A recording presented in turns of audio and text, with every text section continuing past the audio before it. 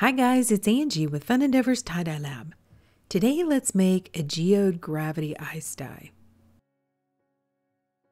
So what I'm going to do with this shirt is I'm going to divide it in half diagonally, and I'm going to do a geode tie on one side and I'm going to gravity dye the other side. So to start, I'm using a straight edge and I'm drawing a diagonal line from one corner of the shirt to the opposite shoulder of the shirt, using a washable marker.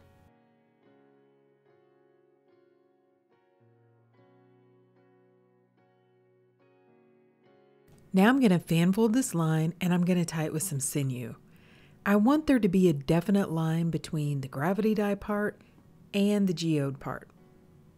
Because the sinew is wax coated, it's not going to allow the dye underneath this line that I'm getting ready to tie. So this area is going to remain white, which will give a definite line or difference between the two different sides of the shirt.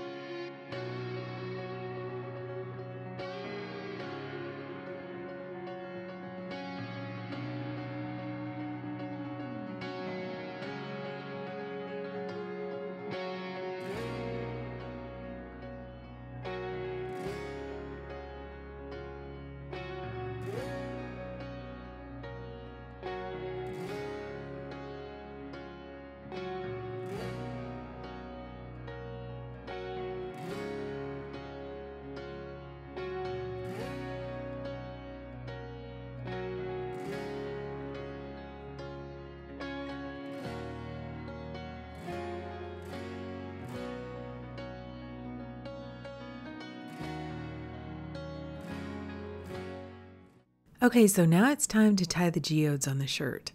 And I'm going to put the geodes on the top portion of the shirt. I'm tying them the way that I normally tie geodes, where I choose an area of the shirt where I would like to have the center of the geode. I pinch that area and then slide my hand down to where I'd like for the bottom or the outer ring of the geode to be. And I start tying from that space. As I'm tying the geode out toward the center of the geode, I vary the lines or the distance between the lines just to make it look a little bit more natural. I've found that tying from the bottom out toward the center helps keep the geode from looking like a bullseye or looking too perfect. I also want to kind of keep the shirt a little bit messy when I'm tying the geodes. I think this too helps make it look a little bit more natural. So I just kind of rough up the geode as I'm tying along, and then if it folds in on itself, that's perfect. If it's messy, that's even more perfect. And when I get down close to where the center of the geode is, on a few of those, I'll kind of split it and tie it into two different areas. And part of them, I take that center portion and kind of poke it down inside. That usually gives a very interesting look to the geode as well. Like I said, if you try to make these too perfect, they don't look natural. If you tie them a little bit more messy and random, that looks more natural like a geode. I'm trying to tie the geodes as close to the line that I fan folded as well.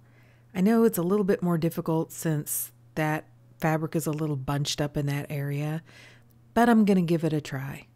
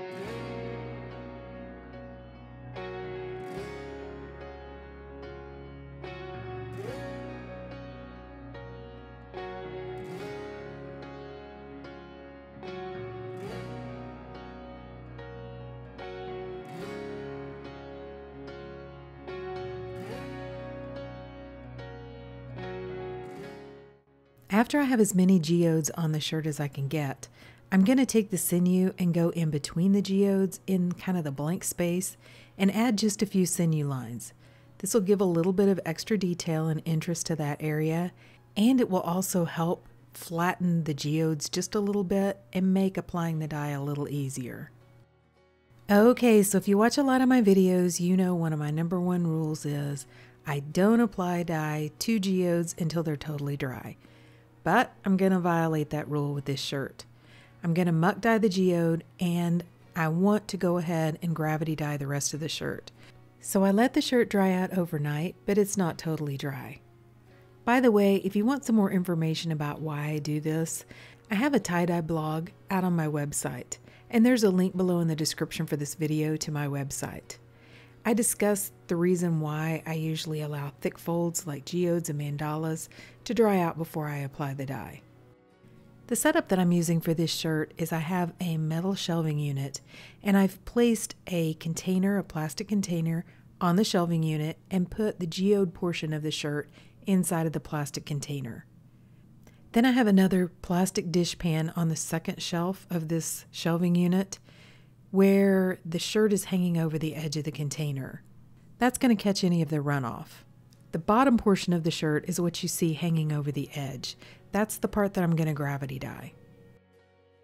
I'm going to muck dye the geode portion of the shirt. And all that means is that I'm going to allow the shirt to sit in the runoff from the melting ice mixed with the dye. And for this shirt, I'm going to apply the dye over the top of the ice. So I've already added a really generous portion of ice over the top of the shirt. So the intended goal for this shirt is to muck dye the geode portion. Then I'm intending for the shirt to wick the muck up through the shirt all the way to the edge or the very bottom portion of the shirt. By the way, right now on the other end of this shelving rack, I am doing a hoodie the same exact way. I've already posted the video for that one, and I'll leave a link down below in the description for this shirt to that hoodie if you'd like to see it. I'm going to apply the dye over the top of the ice in stripes, and I'm using quite a few different like earth tone shades for this geode. I'm using Harvest Wheat, Havana Brown, Cedar, Curry, and Adobe, which are all Pro Chemical colors. I'm also using Old Gold and Forest Floor, which are from Dye Spin. I'm using Bronze, Brazil Nut, Oxblood Red, Black Cherry, and Ecru, which are all Dharma Trading Company colors. I know that the shirt doesn't totally fill this container, but I'm adding dye all across the top of the ice because it is going to all end up in the muck. So I just figured I would add a whole bunch of colors and see what comes out. I've listed the colors down below in the description for this video as well. Since I have so many colors, at some point I kind of gave up trying to do them in complete stripes all the way across the ice and just added the colors in certain sections where I had blank spaces in the ice. Once I had added all the colors, I went in over the top and added a pretty generous sprinkle of ecru over the top of everything. That will give a little bit of dimension and kind of fill in any of the blank spaces that might be in the shirt. I'm really not sure how much ecru went on the shirt though, because the wind was blowing pretty bad, and as you can see, it went all over the place. Then over the top of everything, I added some more dry soda ash. So I've added some process pictures so that you can see kind of how the shirt progressed as the ice melted. I was really happy with the way the dye was going and moving through the shirt, and before nightfall, the dye had gone all the way to the very end or the edge of the shirt. And as you can see from the photos, there's some color variation there. Well, I probably should have taken it out at that point, but I went ahead and just laid a container lid over the top of this plastic tub and left the shirt overnight. By the next morning, when I went to rinse out the shirt, the color variations had changed and the gravity part of the shirt almost just became one solid color. And I didn't have very much muck left in my container. There was some left, but not a whole lot. What pretty much happened is the muck just kept traveling through the shirt and into the container below. At the end of the washout, I'll show you what the container down below looks like so that you can see how much of the muck traveled through the shirt into that container.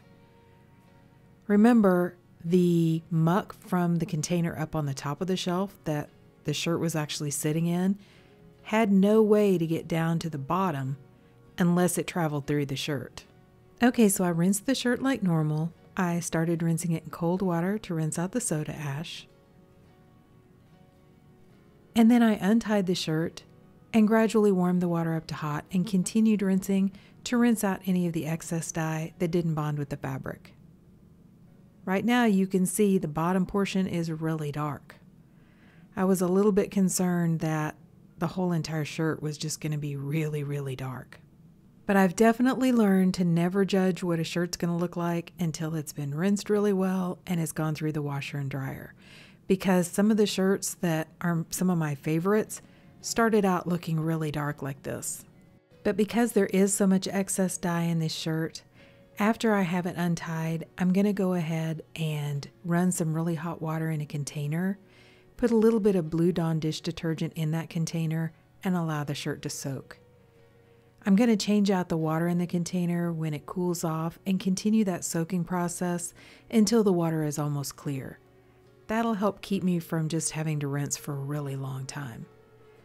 Then I'm going to put the shirt into my washing machine and wash it on a hot water cycle along with a little bit of Dharma's Professional Textile Detergent. Okay, so here's the container from underneath the shirt. That's a leaf down in the bottom of the container. But you can see that there is a lot of muck in this container. So that's how much got pulled through the shirt in a little bit less than 24 hours. Like I said earlier, to keep the colors split out, I probably should have gone ahead and pulled the shirt out of the muck once the dye got all the way down to the very bottom. Maybe put it inside of a container with a rack down in the bottom to allow it to process, and that would have stopped the dye getting wicked all the way through the shirt. But honestly, I'm not mad about it because wait till you see the shirt. So after I washed and dried the shirt, I ironed it, and this is the way it looks. Okay, so what do you think? This is why I'm not mad about it, because I really like the way this shirt looks.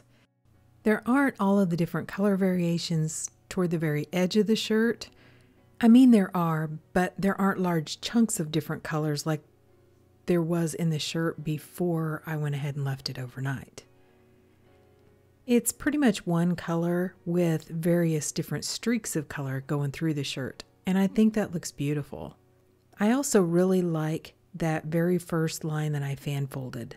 I like that definition line dividing the two areas. It's like I have chaos on one side with the geodes, and I have a smooth, soft, just flow on the gravity dye side. I think that gravity dye side kind of reminds me of maybe some kind of metal that is rusting a little bit. I've included some close-ups so that you can kind of see the colors as they flow into that gray almost look like rust. I think it looks really pretty. You can also see the geodes and see how some of them have more than one center and some of the odd shapes in there.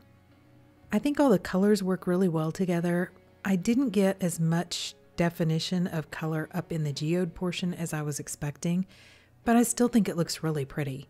I mean, you can see some different color variations and color splits in that part, but that was my fault. I used a lot of different colors in that area, so they kind of got mixed up just a little bit. But I don't think it looks bad. I really, really love this shirt. I know people say this all the time, but it's really true. It does look much better in person than it does in photographs. So obviously, I love the shirt, but what do you guys think? Drop me some comments down below and let me know. And if you've enjoyed watching me experiment with this geode, muck dye, gravity dye shirt, I sure would appreciate it if you would like the video and subscribe to my YouTube channel. Thank you all for watching, and I hope you have a great day.